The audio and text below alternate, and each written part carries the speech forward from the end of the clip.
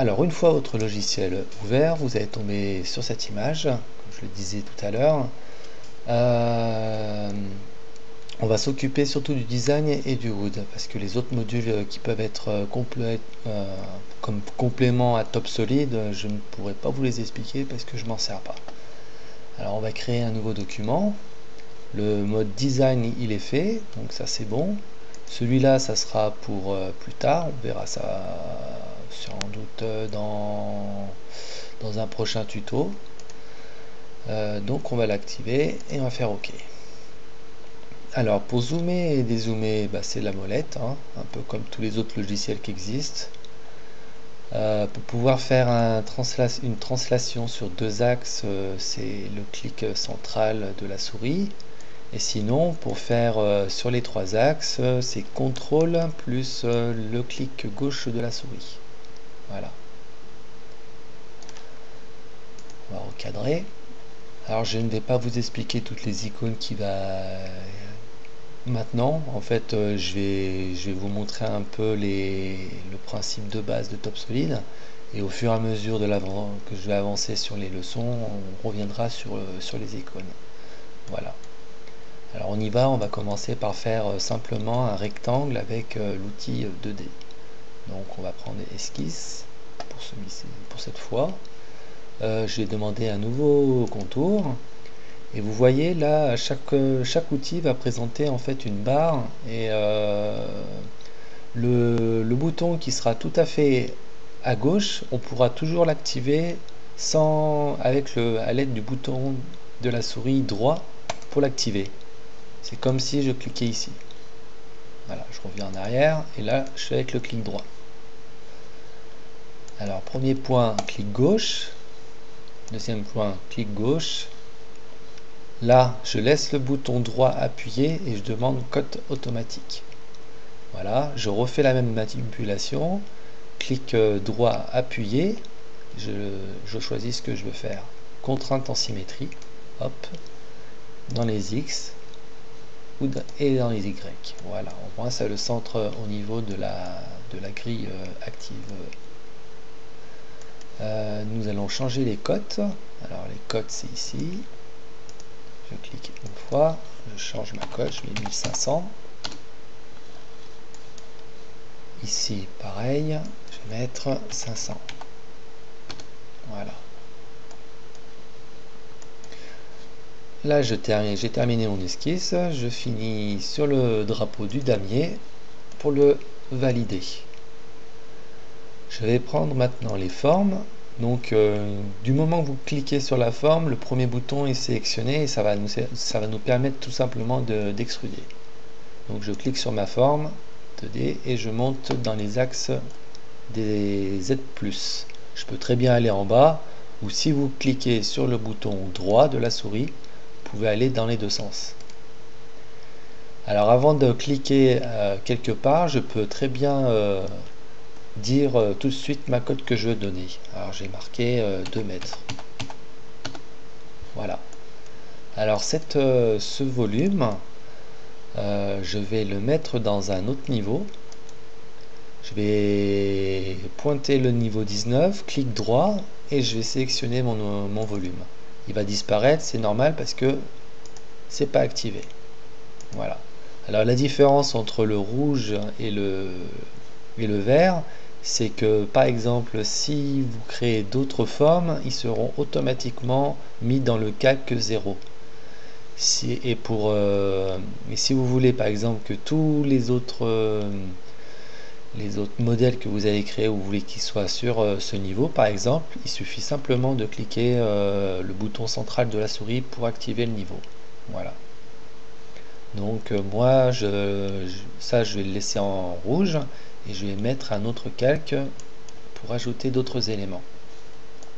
Parce que ce modèle-là, en fait, ça me sert simplement comme gabarit. Alors justement, ce volume, on va le mettre invisible. On va choisir la transparence qu'on veut donner. Je clique sur 9 et je clique. Voilà. Là, je vais aller dans l'icône bois. Vous ne devez pas avoir cette icône tout pour l'instant parce que ça, c'est une barre personnalisée que j'ai fait. On verra ça pour plus tard.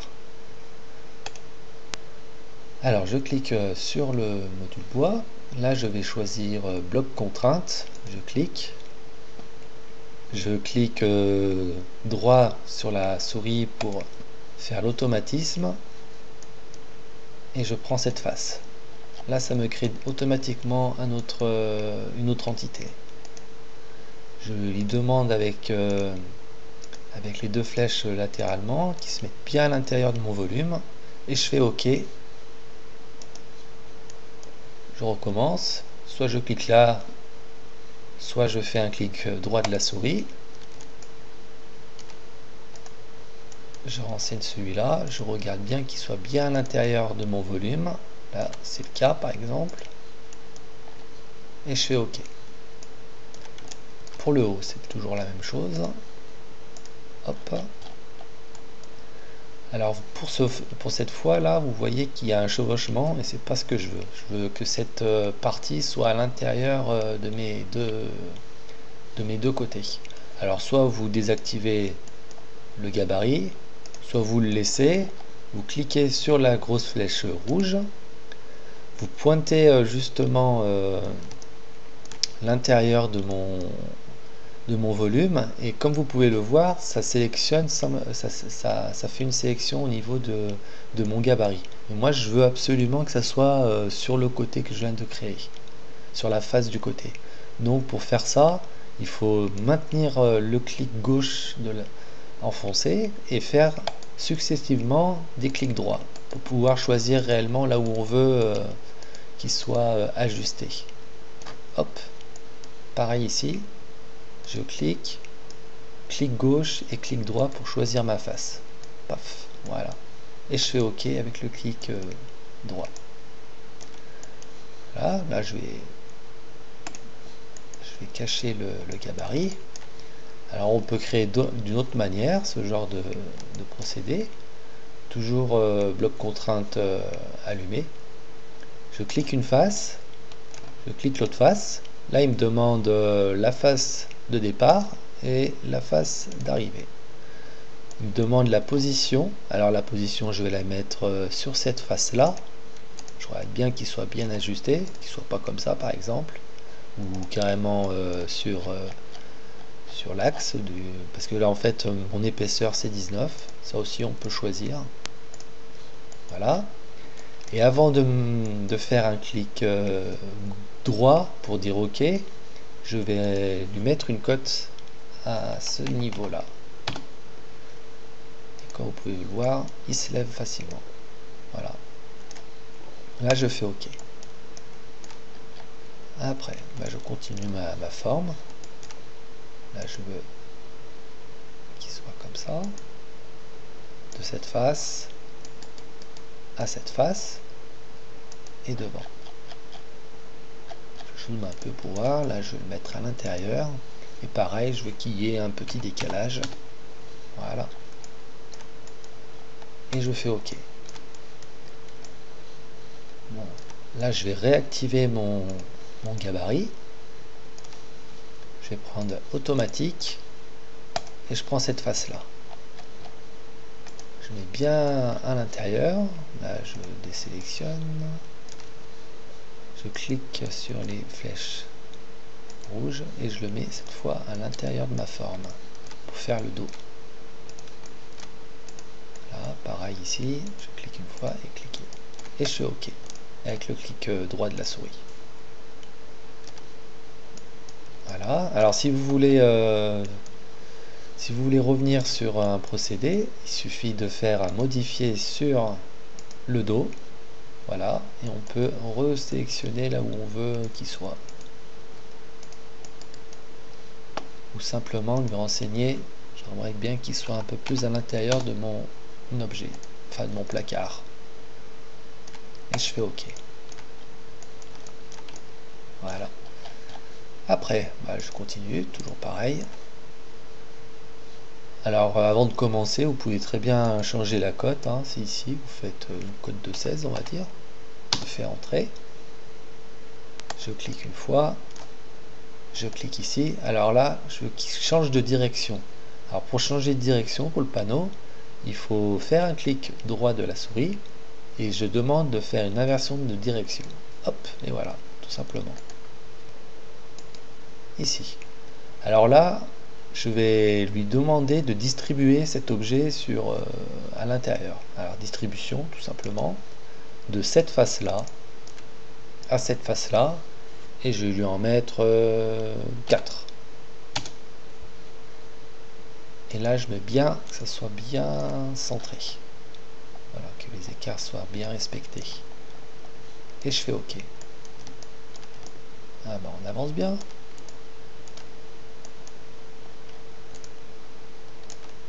Alors, qu'est-ce qu'on pourrait faire d'autre? Bon, pas grand-chose, hein, sinon on va trop en faire. Alors, une fois que notre placard il est fait, bon, ce serait bien de mettre des rayons. Alors les rayons, je vais les faire autrement. Là, ça sera pour une leçon plus tard. On va importer des standards. Si ça veut bien marcher. Là, ça m'inquiète, ça tourne. Là, c'est bon. Alors, je vous expliquerai comment créer sa propre bibliothèque et après l'enrichir avec différents modèles. Alors, dans mon cas, je vais lui mettre des rayons. Là, je choisis l'intérieur des formes. Hop, et je fais OK. Là, je vais renseigner le nombre de rayons. Je vais en mettre 5. Alors, tous ces paramètres, il faudra bien sûr créer ces rayons, bien rajouter tous les paramètres qu'il faut, les options, pour que ça soit assez simple pour vous et rapide pour les importer. Voilà. On a nos rayons, on a tout ce qu'il faut. Alors maintenant, on va ouvrir l'arbre de construction. Alors pour ouvrir l'arbre de construction, vous voyez, là il y a deux petites flèches pour changer ça. C'est pour changer ça. Voilà, hop. Voilà, là on se retrouve dans l'arbre de construction. Je vais me mettre dans les entités, les formes. Alors comme vous pouvez le voir, ça s'appelle pièces. Bon, c'est pas très bien intéressant de les appeler pièces. On va les nommer. Alors pour les nommer, c'est très simple. On retourne dans le module bois. On choisit définir pièce. Je choisis cette face là. Là, je laisse tout en automatique et je fais OK. Là, je demande que ça soit des joues. Alors, ça sera une joue gauche. Le type de pièce, panneau. Ça, c'est important de renseigner parce que quand vous devez, admettons, envoyer sur certaines machines, il est bien de choisir les panneaux plutôt que tous les éléments qui peuvent composer votre meuble. C'est-à-dire qu'à des moments, quand on fera des portes, il faudra forcément mettre de la quincaillerie. Et donc la quincaillerie, on ne va pas l'exporter sur les machines outils. Alors, je sélectionne, voilà. Même chose pour celui-là. Hop. Droite. Pardon. OK. Ici, pareil. OK. Là, j'appuie dessus. Type de pièce. OK. Le dessous.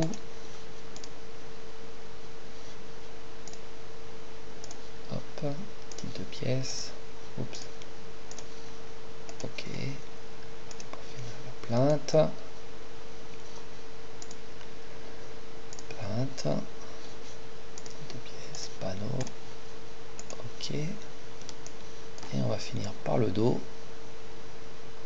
Hop. OK. Dos. Panneau. OK. Voilà. Alors tout à l'heure j'ai importé des rayons automatiquement, mais normalement ils auraient dû faire des trous de taquet. Alors ça n'a pas été activé parce que simplement on n'avait pas renseigné les... En fait c'était sur des formes sans nom qui n'étaient pas renseignées au niveau des axes X et Y. Alors maintenant que ça a été fait, on va réactiver l'usinage. On va aller dans assemblage, utiliser procédé et on va choisir cet élément. Fait automatique.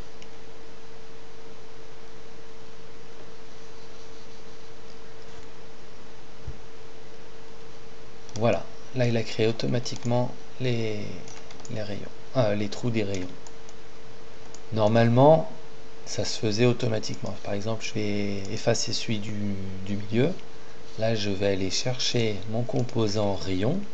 Je vais le resélectionner. Je vais le mettre à l'intérieur. Je vais renseigner 4 rayons pour cette fois. Et là, je fais automatique avant de dire OK ou stop. Ah oui, mais c'est normal aussi que ça fait pas la procédure parce que j'ai pas renseigné. Il sait toujours pas quels sont ces éléments. Alors on va nommer ces éléments, les séparations. J'ai complètement oublié de les nommer. C'est pour ça que ça veut pas marcher. Autant pour moi, je vais effacer ça et je vais recommencer. Alors on va repasser sur l'outil bois, définir objet. Alors ça c'est un groupe, hein, mais ça c'est pas très bien, c'est pas bien grave. Hein. Alors là, séparation. Séparation. Je vais pas mettre des, c'est volontaire. Panneau, ok. Voilà. Alors dans l'ensemble, je vais vérifier que tout a été. Voilà, j'ai ma joue gauche, ma joue droite, mon dessus, le sceau, la plainte et le dos. Ouais, bah c'est bon, c'est parfait tout ça. C'est parfait. Et il y a même les séparations. Bon, bah voilà. Là, tout y est, tout est renseigné. Donc je vais remettre le composant rayon à l'intérieur. Hop, ok. 4. Voilà, automatique. Et voilà, les trous sont faits automatiquement. Alors les autres, on va les réactiver en faisant assemblage, utiliser procédé pour réactiver ces procédures qui n'ont pas été mises à jour automatiquement. Pareil pour celui-là. Voilà. Et voilà, bon, bah, tout y est. Alors si vous souhaitez par exemple avoir moins de rayons ici, avec les composants, c'est tout simple. Il suffit de cliquer sur les paramètres du rayon. Voilà, nombre de rayons. Et là, je vais en mettre 3, tiens, pour cette fois. Et voilà. Et ils sont plutôt bien calés au niveau de ces rayons. Et ça, je vous expliquerai comment paramétrer ces rayons. Je ferai aussi la même procédure au niveau des séparations. En fait, faut enrichir sa bibliothèque avec beaucoup de modules pour pouvoir faire des projets assez rapidement. Voilà. Alors comme vous pouvez le voir, les rayons, eux, ils ont des champs. Alors pour rajouter des champs, si vous voulez avoir des champs, c'est tout simple. Dans le bois, on va appuyer sur panneau et la face là. Voilà, ça va nous créer automatiquement des 4 champs. Alors j'en ai pas besoin d'autant. Je vais activer le rouge, donc c'est le 1, hop, et je vais désélectionner les autres.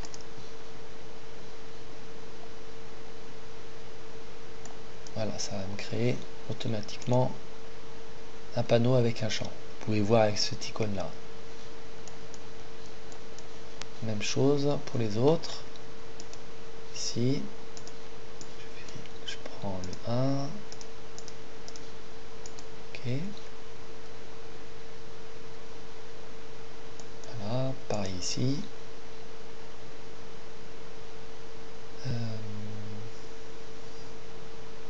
Là c'est déjà sélectionné, c'est parfait. Hop. Et pareil pour celui du dessous. Hop.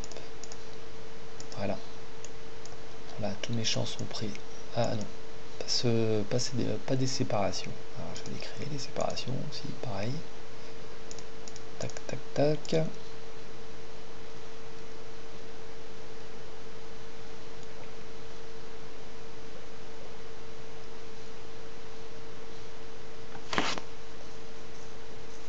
Ah, il rame beaucoup le PC ce soir, je sais pas pourquoi.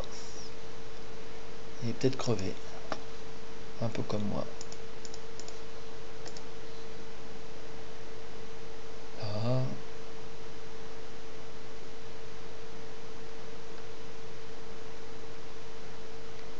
Il est très lent.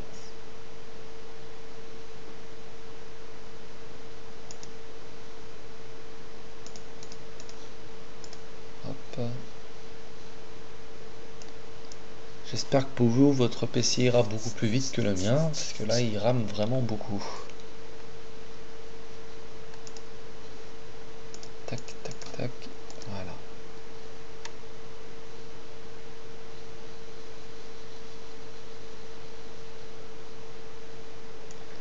Voilà. Là, on a fait notre premier meuble. Alors, une fois que ce meuble il est fait, on pourra toujours très bien... Là, justement, on va réouvrir, on va demander un nouveau document. Cette fois, on va se mettre sur la vue du draft. On va choisir un modèle. Moi, j'en ai préparé un personnel. Donc, je prendrai celui-là. Hop. Je renseigne. Alors, je fais un encadrement complet. La vue de face. Simplifier. Sinon, il va me rajouter tous les champs et ça fait 1 mm et ça fait vite le... Pour pouvoir coter, après, on va vite s'y perdre. Là, je vais demander invisible. Voilà. OK. Je le positionne. Bon, il est énorme par rapport à la feuille, mais ça, c'est pas bien grave. Un coup de clé modifié sur l'encadrement. Là, je vais marquer 0,5. Là, une grosse croix qui a apparu, c'est qui demande une régénération. Donc, ce sera dans l'outil draft, justement, celui qui est courant. On appuie sur l'espèce de petit balai là et on fait toutes les vues. Voilà. On va agrandir cette fenêtre. Un coup de chariot justement pour pouvoir le déplacer facilement. Voilà. Là, je vais demander une vue auxiliaire. Je vais simplement cliquer sur ce... Ah, hop, une vue auxiliaire. Ah, il a du mal. Voilà. Je vais le mettre un petit coup en bas. Voilà. Là, on a un outil coupe aussi. On peut très bien faire une coupe sur ce modèle. On choisit donc, il suffit parfois de bien lire ce qu'il y a de marqué. Vue de référence, celle-ci. Ligne de coupe verticale. Voilà. Là, je vais réduire un peu les caractères. Je vais inverser la direction et valider. Et je fais OK. Et voilà. Après, j'ai plus qu'à, avec l'outil cotation, il n'y a plus qu'à coter.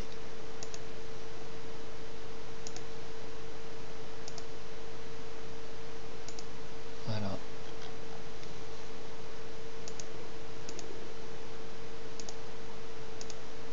Ah, il m'a bien fait le calpinage correctement.